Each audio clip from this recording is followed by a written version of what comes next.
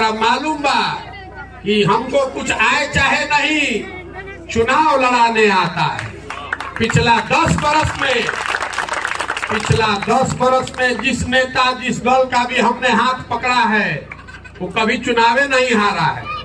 इस बार नेता और दल को छोड़ दिए, बिहार की जनता का हाथ पकड़ा है। नमस्कार, आप देख रहे हैं 4 PM बिहार और मैं हूं अभिषेक मिश्रा।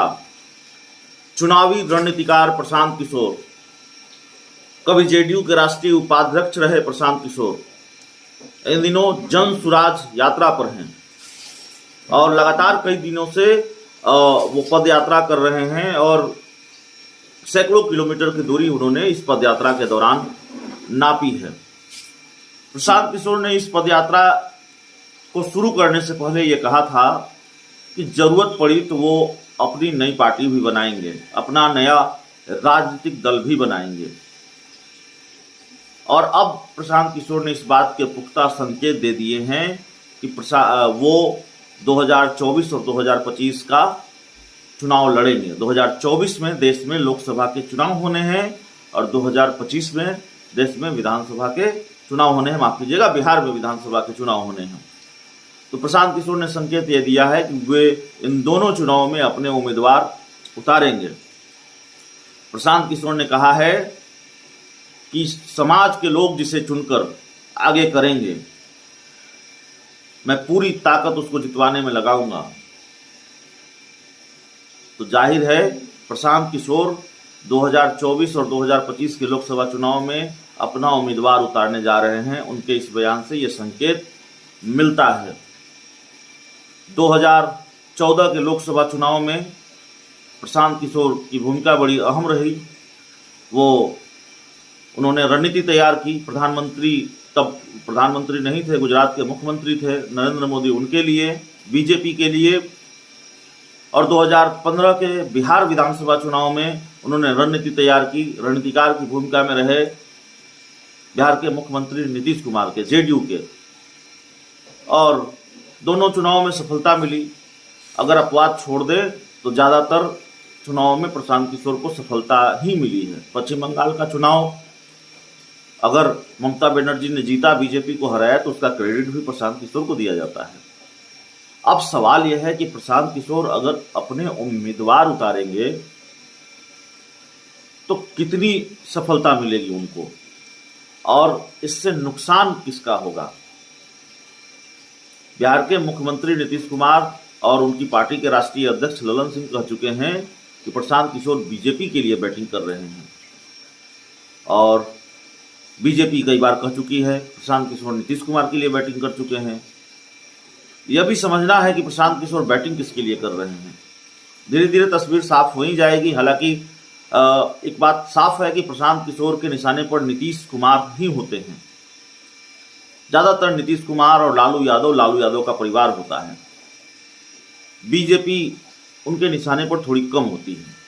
तो बहरहाल प्रशांत किशोर का वो बयान भी हम आपको सुनवा देते हैं और जिससे साफ तौर पर ये संकेत मिल रहे हैं कि प्रशांत किशोर क्या अब अपनी नई पार्टी बनाने जा रहे हैं। सुनिए प्रशांत किशोर क्या कह रहे हैं। जोर से हाँ तो हाँ, ना तो ना। फिर से पूछो तभी बिहार की जनता को मिलकर अपना विकल्प बनाना चाहिए कि नहीं बनाना चाहिए?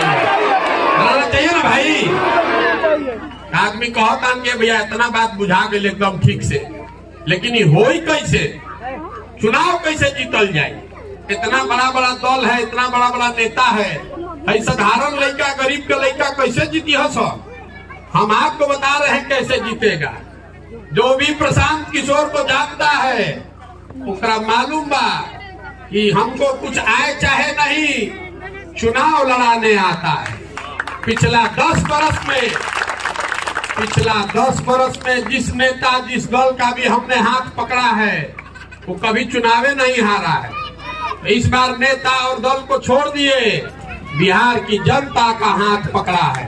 जिसको भी समाज चुनकर निकाल देगा, जिसको भी समाज चुनकर अपने बीच से निकाल देगा, उसी के पीछे अपनी पूरी ताकत, शक्ति, पैसा, व्यवस्था लगाएंगे और आपके सहयोग और आशीर्वाद से उसको जिता कर लाएंगे।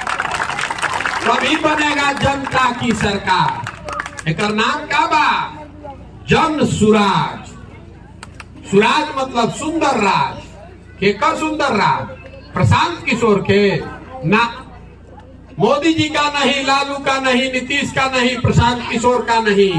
अब बिहार को सुधारने के लिए जनता का राज होना चाहिए, इसी संकल्प से निकले। होके के चाहिए कि ना होके के चाहिए? होके के चाहिए ना भाई। एक अंतिम बात, हमने के बाहर जाता नहीं जा तो कहता सब बिहारी मतलब बेवकूफ, बिहारी मतलब अनपढ़, बिहारी शब्द गाली बन गया है। हम लोग बिहार के लोग, हम लोग बेवकूफ नहीं हैं, हम लोग अनपढ़ नहीं हैं। यहाँ के नेताओं और व्यवस्था ने हम लोग को बेवकूफ बना रखा है। एक बार आप जग जाइएगा, एक बार अपने बच्चों के लिए जग जाइएगा, तो जो लड़के आज फैक्ट्री में बाहर जाकर मजदूरी कर रहे हैं, वही लड़के आकर बिहार में फैक्ट्री लगा भी सकते हैं और चला भी सकते हैं। इस मिट्टी में वो ताकत है, इस बात का ध्यान रखिए। ये जो मिट्टी है बिहार की, ये ज्ञान की भूमि रही है, देवताओं को भी आकर यहाँ ज्ञान मिला है। इस मिट्टी का गौरव करना सीखिए। हम लोग और हम लोग के बच्चे, बिहार के लड़के पूरा देश में मजदूरी करने के लिए पैदा नहीं हुए।